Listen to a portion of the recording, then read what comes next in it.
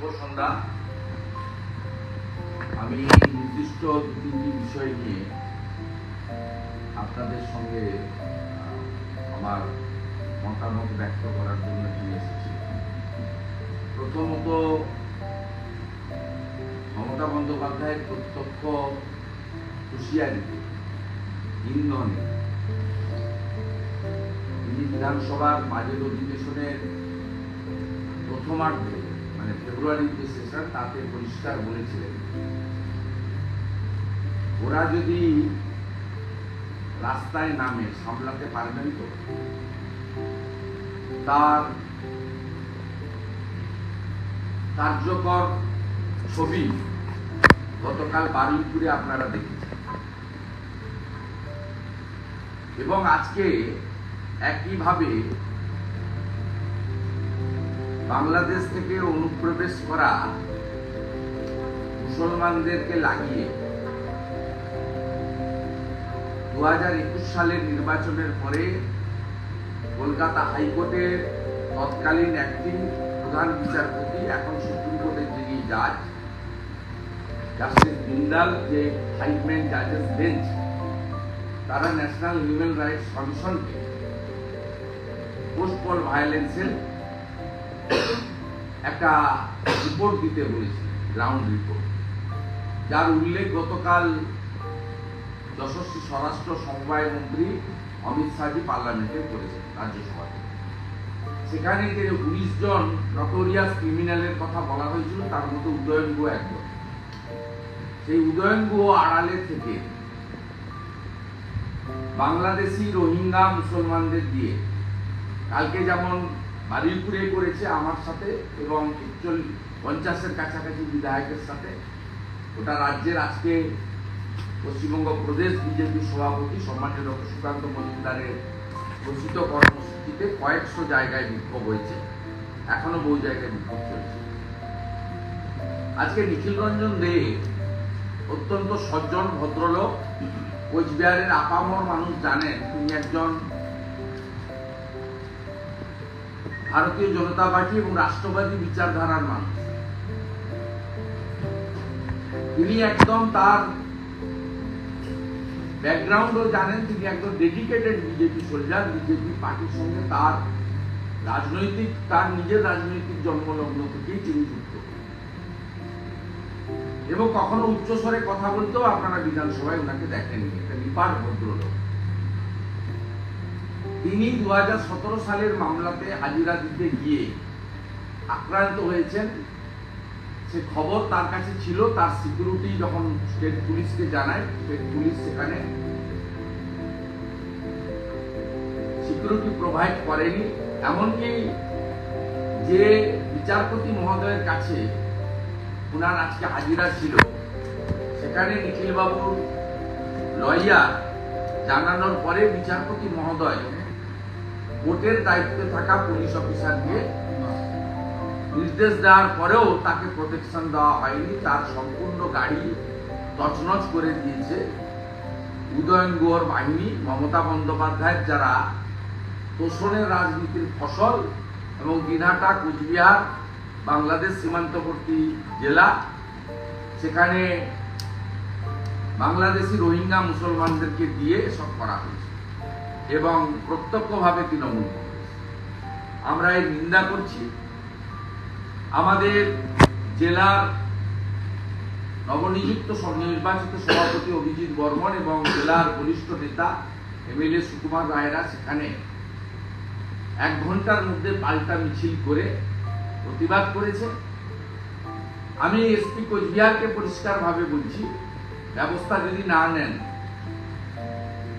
ভারতীয় জনতা পার্টির বিধায়করা এবং দল আমরা প্রয়োজনীয় পদক্ষেপ নেব। আমি মাননীয় নিখিল রঞ্জন দের যারা প্রোটেক্টে ছিল সিআইএসএফ, তারা ছিল বলে হয়তো উনি প্রাণে বেঁচেছেন, গাড়িটার উপর দিয়ে গেছে। যেমন গতকাল একই জিনিস হয়েছে আমার সাথে, সেটা গাড়ির ভিতরে ছিলাম বলে, বাইরে থাকলে আমাকে হসপিটালে বা মর্গে হয়তো আপনারা পেতেন। চোখের সামনে পর্যন্ত কাজ খোলা ছিল, লাঠি নিয়ে এসেছি, তখন কাজ করতে। বাধ্য হয়েছি কাঁচ তুলে দিতে, নইলে বাম সাইডে চোখটা যেত। এই যে গুন্ডামি, নির্বাচিত প্রতিনিধিদের নির্বাচনের 10 মাস আগে যে তৃণমূল কংগ্রেস বলে যে বিজেপি কিছু নেই, শাহীন, ওদের লোক ভাঙিয়ে নিচ্ছি ইত্যাদি ইত্যাদি, তারা কিভাবে ভারতীয় জনতা পার্টি ভয়ে আতঙ্কিত, নির্বাচনের 10-11 মাস আগে থেকে যে লুম্পেনগিরি শুরু হয়েছে, এটা বাংলার মানুষ দেখছেন। এই কারণে বলেছিলাম যে কোচবিহারের দিনহাটা, সিতাই, শীতলকুচি বলুন, এন্টার সাউথ 24 পরগনা বলুন, আড়োয়া, মিনাখা, হিঙ্গলগঞ্জি বলুন, এই বিস্তীর্ণ এলাকাতে ইলেকশন কমিশন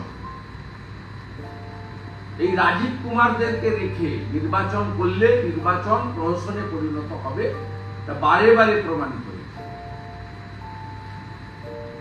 আমরা সিএপিএফ দ্বারা প্রোটেক্টি, আমরা নির্বাচিত প্রতিনিধি, আমাদের খবর আপনারা দেখান, আমাদের একটা সাংবিধানিক স্ট্যাম্প লাগানো আছে গায়ে। আমাদের যেখানে নিরাপত্তা নেই, সেখানে তো সাধারণ মানুষের বা বিরোধীদের নিরাপত্তা কোথায় সেটা সবাই দেখতে পাচ্ছে। এর তীব্র নিন্দা করছি এবং সিআইএসএফ এর ডিজি উনাকেও, যেহেতু উনার প্রোটেক্টিভ, আমি দাবি করেছি যে আপনার সিআইএসএফ এর পক্ষ থেকে যা দেখেছেন, আপনার যিনি আপনার পিএসও ছিলেন, এর বিরুদ্ধে আপনাদেরকেও ব্যবস্থা নিতে হবে। না নিলে, যেমন গতকালের বারুইপুর ঘটনা নিয়ে একাধিক বিধায়ক, আমি সহ, আমরা উচ্চ আদালতে আজকে ফাইল করেছি কলকাতা হাইকোর্টে। আমরা নিখিল রঞ্জন দের ঘটনাতেও আমরা সিআইএসএফ কে পার্টি করে, রাজ্য পুলিশকে পার্টি করে জলপাইগুড়ি সার্কিট বেঞ্চে প্রয়োজনে যাব। এই লড়াইতে যত রকম আইনি পদক্ষেপ আছে এবং রাস্তায় নেমে প্রতিবাদের যেটুকু সুযোগ আছে, সুযোগ তো নেই, সিপিএম কে বাধা দেয় না, 2-4 পিস কংগ্রেস আছে বাধা দেয় না, এসইউসি 2-3 জন আছে তাদের বাধা দেয় না, বাধা একমাত্র বিজেপি কে দেয়। আমাকে 76 বার হাইকোর্টে যেতে হয়েছে, আজকে তমলুকের হাইকোর্টের পারমিশনে। আবার আজকে হলদিয়াতে আয়োজকরা যেহেতু অনুমতির অ্যাপ্লিকেশন করা সত্ত্বেও দেয়নি রবিবারের প্রোগ্রামে, হাইকোর্টে আজকে ফাইল করতে হয়েছে। কালকে যদি হাইকোর্ট দেন ভালো, না দেন ভালো, হাইকোর্ট যা বলবে তাই করবেন, নিজের ল অ্যাভয়েড করবে। এটা 1 নম্বর ছিল। 2 নম্বর, ডক্টর সুবর্ণ গোস্বামী, তিনি কোন মতাদর্শে বিশ্বাস করেন আমার জানার দরকার নেই। বিরোধী দলনেতা মানে নিশ্চিত বিজেপিকে রিপ্রেজেন্ট করছে, কিন্তু বারে বারে আমি বলেছি 11 থেকে 16 সিপিএম, 16 থেকে 21 কংগ্রেস, তারা এই রাজ্যের প্রকৃত বিরোধী দল হতে পারেনি, যেটা বিজেপি হয়েছে। আমরা প্রথম থেকেই বলেছি রাজ্য সরকার এবং সরকারি দলের দ্বারা যে আক্রান্ত হবে তার পাশে ভারতীয় জনতা পার্টি তার দলীয় স্বার্থের ঊর্ধ্বে উঠে দাঁড়াবে। রামপুরহাটের বকটুই বলুন, মগরাহাট বলুন, আমডাঙ্গার এক্সপ্লোশন বলুন, আমাদের ডাক্তার নাইয়ার বাড়িতে পুলিশি হানা বলুন, আমরা ঝালদার তপন কান্দুর বাড়ি বলুন, আমরা সর্বত্র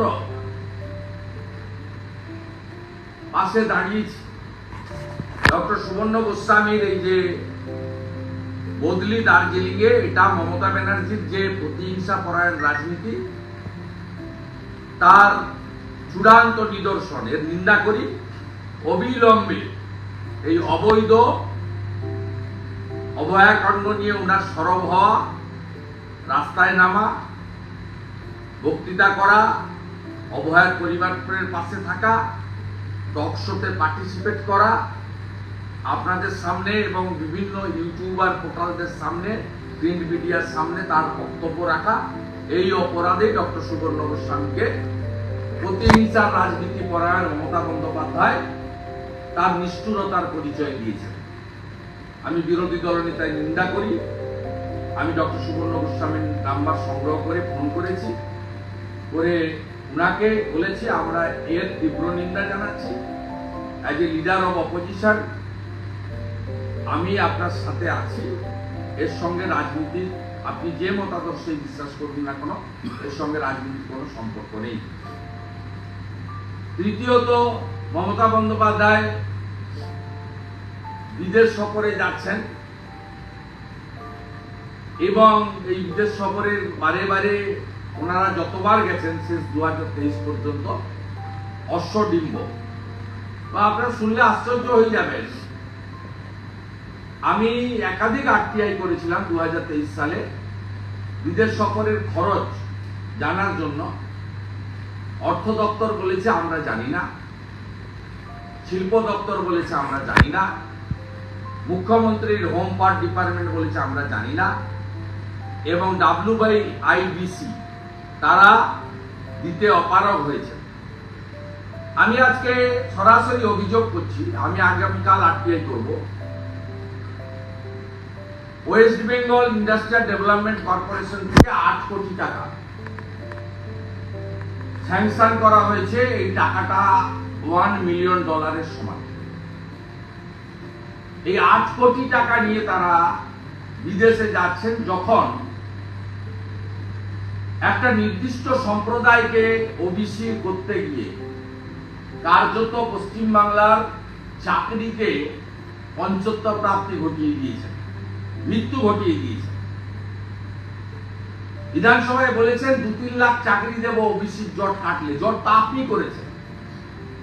ন্যাশনাল ওবিসি কমিশনের তালিকার বাইরে গিয়ে আপনি নিয়োগ করেছেন বলে সম্মানীয় বিচারপতি তপব্রত বাবু এবং রাজাশেখর মান্থা বাবুর বেঞ্চ বাতিল করেছে, এবং আপনি সুপ্রিম কোর্টে গত 6 মাস ধরে স্টে পাওয়ার চেষ্টা করেও ফেল করেছেন। তাই আপনার লোকেরা সুপ্রিম কোর্টে গত পরশুদিন 3 মাসের সার্ভের কথা বললেও, আপনার লয়ার, আপনি সার্ভে আগে থেকে শুরু করেছেন, সব কাগজ আমার কাছে আছে। আপনি 10 তারিখ থেকে সার্ভে শুরু করেছেন, গত সোমবার পর্যন্ত সার্ভে করিয়েছেন, যার বিরুদ্ধে ইতিমধ্যে প্রধান বিচারপতির বেঞ্চে মামলা হয়েছে বলে আমি দেখেছি মিডিয়ার মাধ্যমে, এবং আমি আমার লয়ার বন্ধুদের কাছ থেকেও জেনেছি প্রধান বিচারপতি এই মামলা গ্রহণ করেছে। তাই আপনি যেখানে চাকরি নেই, যেখানে হসপিটালে প্রায় কার্যত কোনো জীবনদায়ী ওষুধ নেই, আপনি 8 কোটি টাকা WBIDC থেকে নিয়ে সপার সব আপনি বিদেশে যাচ্ছেন। এতে এর আগের বিদেশ সফরগুলোতে আপনি আমাদের বাংলার গৌরব সৌরভ গাঙ্গুলিকে বিদেশে বসিয়ে বলেছিলেন, তার জন্য তো আপনি নবান্নতে বা বেহালায় সৌরভ বাবুর বাড়িতে গিয়ে করতে পারতেন। সেটা না করে বিদেশে গিয়ে বললেন সৌরভ ইনভেস্টমেন্ট করবে শালবনীতে। আমরা এর কারণ জানতে চাই। 23-এর আপনি যে খরচ করেছেন, কোথাও আরটিআই উত্তর দেননি।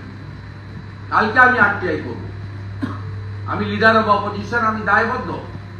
আপনি গভর্নমেন্টের এক্সচেকার থেকে এভাবে টাকা নষ্ট করতে পারেন না। আপনি 7 লক্ষ কোটি টাকা ঋণ করে দিয়ে গেছেন, বাম আমলে ঋণ ছিল 2 লক্ষ কোটি টাকা। আপনি এইভাবে রাজ্যের অর্থনীতিকে ধ্বংস করতে পারেন না। এবং এই বিধানসভাতে সংখ্যাগরিষ্ঠতার সুযোগ নিয়ে, বিরোধী দলনেতাকে বাইরে রাখার সুযোগ নিয়ে ভয়ঙ্কর 2টো বিল পাস করিয়ে নিয়েছে। পাস এমনিতেই হতো, সব হাত তোলায় মেলে রয়েছে। আর আমাদের পশ্চিমবাংলার জনগণ সংখ্যাও কম দিয়েছে। আমরা আমাদের সংখ্যা নিয়ে লড়াই করি। তার মধ্যে 9 মাস তো বাইরে রেখে দিয়েছে লিডার অব অপোজিশন ছাড়া, হাউস চলে, বলার কোনো সুযোগ নেই। বঙ্কিম ঘোষ 30 দিন বাইরে ছিলেন, বিশ্বনাথ কারোর হাউসে না থেকেও বাইরে ছিলেন। মানে 19 তারিখে ওদের উঠেছে গতকালকার, বলার কোনো সুযোগ নেই হাউসে। শঙ্কর ঘোষ ধাক্কা খেয়েছেন, মনোজরাও মার্শালের গুঁতো খেয়েছেন, বিশ্বনাথ কারোর আরামবাগে থেকে বহিষ্কার হয়েছেন। 2টো বিপজ্জনক বিল পাস করিয়েছে। পশ্চিমবঙ্গে ইন্ডাস্ট্রি নাকি এত সুন্দর গ্রোথ হয়েছে, ইন্ডাস্ট্রিতে আর ইনসেন্টিভ দেবেন না, এই বিল পাস করেছে। মানে ইন্ডাস্ট্রির চ্যাপ্টারটা আগে তো ল্যান্ড পলিসিতে খতম করেছিলেন, এটাতে খতম করে দিলেন। 3টে টক শো হওয়া উচিত ইন্ডাস্ট্রিয়ালিস্টদের নিয়েছে।